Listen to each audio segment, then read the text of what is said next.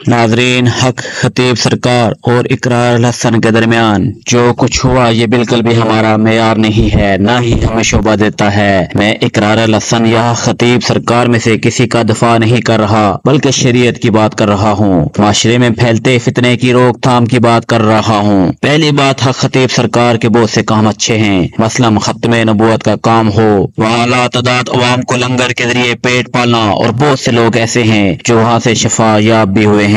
اگر حق خطیب سرکار کا کوئی کام لوگوں کو دھوکہ دے کے لیے یا شعبدے بازی ہے یا پھر شریعت کے بالکل مخالف ہے تو علماء کو شرعی تقاضوں کے مطابق فیصلہ کرنا چاہیے اور فتویٰ دینا چاہیے۔ اقرار الحسن نے بھی اگرچہ بے شمار جعلی لوگوں کو بے نقاب کیا، مظلوم کی آواز بنے، مگر حق خطیب سرکار کے ساتھ وہاں جا کر جو ڈرامہ بازی ہو رہی ہے، اس طرح کے سٹنگ آپریشن کی بالکل بھی اجازت نہیں ہونی چاہیے جہاں بہت سی جانوں کے ضیاع کا خدشہ ہو۔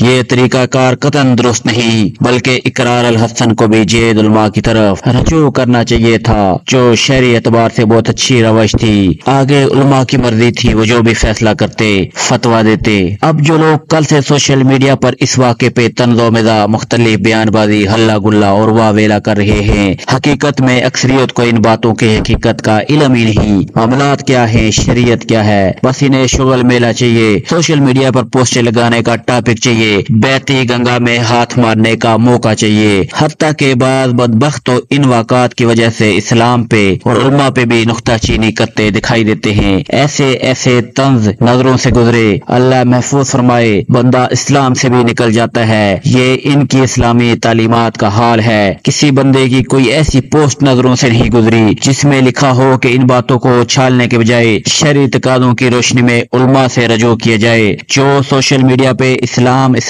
اور شریعت کے نعرے لگاتے ہیں، انہوں نے اسلام اور شریعت کو صرف سوشل میڈیا پہ دیکھا ہے اور سمجھا ہے۔ کاش کسی عالم دین کے پاس بیٹھ کر اسلام اور شریعت کو سمجھنے کی کوشش کی ہوتی تو آج سوشل میڈیا پہ اسلام کے بارے میں اتنا طنز گرا ہوا معیار جو دکھائی دیتا ہے کبھی ایسا نہ ہوتا۔ اسلام اور شریعت کے معاملے میں بزرگان دین کا طریقہ رہا ہے کہ بہت احتیاط سے کام لیا جائے، احتیاط کی تلقین کی گئی ہے۔ میری نظر میں یہ معاملات معاشرے میں اچھالے نہیں جانے چاہیے بلکہ ان کو شریعت کے مطابق حل کیا جانا چاہیے۔ آپ کی رائے کیا ہے؟ کمنٹس میں ہمیں ضرور بتائیے گا۔